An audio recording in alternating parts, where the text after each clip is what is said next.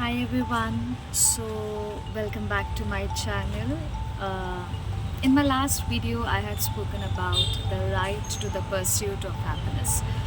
So, I was thinking why not speak a little bit more on that same thing, on that same topic.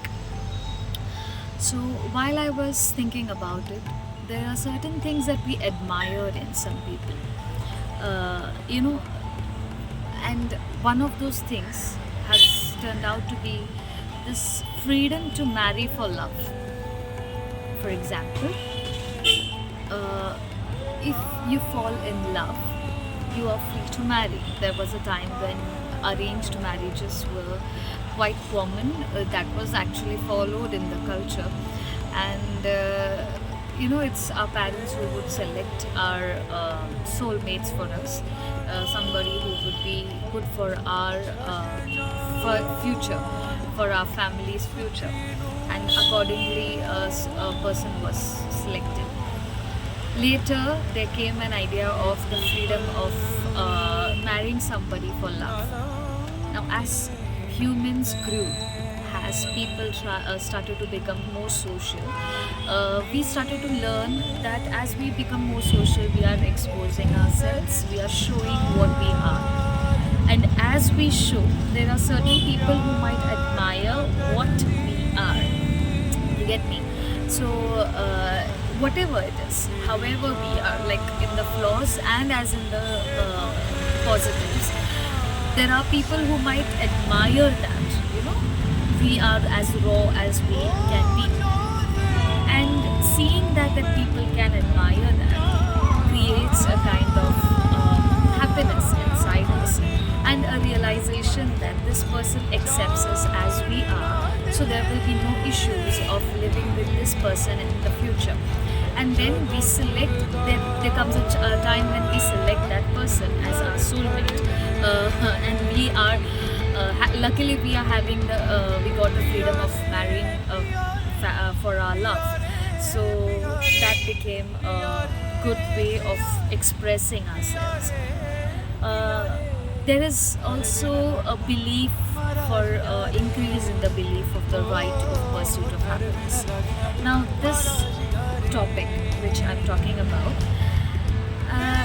I know that many of us believe that whatever I believe is good for my happiness, I can show it to the world and I have the right to follow that happiness.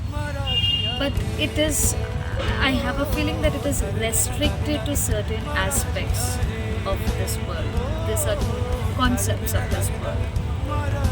For topics which are much more sensitive, I still feel that there is less freedom towards that aspect. Now, when it comes to religion, for example, I'm talking about my personal experience. Now, I am quite a religious person, and I like to follow my religion. I like to walk on my in the footsteps of my faith towards my God. But there are times when I have experienced that I am ashamed to show what I love. There have been times when I have been ashamed or felt a little kind of fear to show that I love God and I place God first. Obviously, if I am speaking to you right now in this video, it means that I have realized this, and I'm trying to work on this aspect of mine, and I have tried to show it to the world that God comes first, and then comes everything else. But I feel that we need to broaden our point of view for this particular aspect, that we have the right for the pursuit of our happiness. For the pursuit of fashion, sure, go ahead. For the pursuit of a particular type of personality, go ahead. The world shows a thumbs up to you. But there are aspects that the world still likes to believe that I would like to follow, and there should not be people hindering that pursuit of happiness, what they believe that what happiness is. Obviously. Obviously, there are times when you can give suggestions, but remember, a suggestion should remain as a suggestion itself. It should not pressurize someone to follow particular path or choose a particular path or change their path. We need to be careful of our words or how they have an effect on certain people. Also, I would like to say that while self-esteem is connected here, we need to remember that work can also be a source of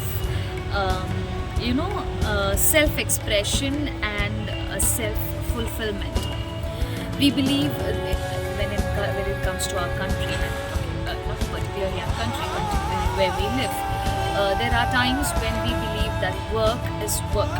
It is for just for sustenance and for the wealth or for the money that can help for the sustenance of the family. But work can also act as a source of, a very good source actually, of self-expression and self-fulfillment. Here too I would like to connect my example. It was as I was studying for my master's I just completed my master's and I was called for the job of teaching. Truly, I was in the beginning I did not know that whether I will be a good teacher, and I never thought of myself as a teacher. It was just okay, fine, a job. There was an inquiry that whether I could join. I said fine, and I just joined it. Later I realized that teaching actually turned out to be a good choice for me, because I am a good a teacher. I'm not trying to proclaim myself, but I realized that to make my children happy was something that made me happy. So luckily I said yes to that job, and that turned out to be a good way of self-expression, a good way of self-fulfillment. Day by day I'm trying to work on how better a teacher I can be it in my life, be it in for my students inside a classroom, or be it for my students outside a classroom. And we need to know that these values that we believe is not just Western. We need to know that these aspects are there deep inside our heart. To grow, this pursuit for happiness, this growth is there inside us, deep inside us. It's like a kind of a survival. We like to show what we are so that the world can see, and so that we can survive in the world. You can consider them as a kind of a human need. I mean, this is what my perspective is. You can try to think over it. Now, also we need to realize that if it is a need, it has been there since a long time, a long period. It's deep in our hearts and our minds. Another thing is that this expression can create a sense of security and empowerment in us. And once again, I would like to connect it to self-esteem. As I express, as I show, I feel secure in myself. I feel empowered for myself. And then I start to have a respect for myself, which we all commonly call as self-respect. This topic, self-respect, is actually a very sensitive topic, and I have my own visions on these, which I'll talk later maybe in the further videos. But self-respect should not be considered as something that can boost our ego.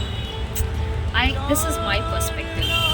We need to be careful that self-respect is just an acceptance, a realization, and a respect for ourselves of what we are. It should not boost pride or ego inside us. That turns out to be leading us into the negative pathway. We need to respond appropriately. And remember that self-acceptance, self-esteem are good as long as it does not create a feeling of pride in us.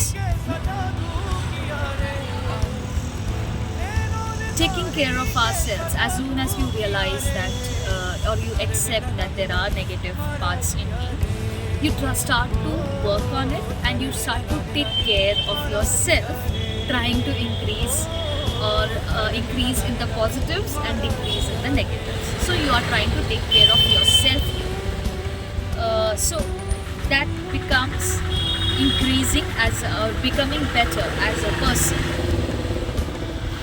So yeah, that's it. We need to remember that it should not be harmful to us or exploit us. Self-respect should not be harmful to us or exploit us, but also self-respect should boost our self-esteem. Self-acceptance should boost our self-esteem. And it should not clash with our interests. You get me? Self-acceptance should not clash with our interests. What we like and what we dislike. It should be for what I am and not for what the world wants me to be. So that is my message for today. I hope you liked it. If you like it, do give a like, and hope to see you soon.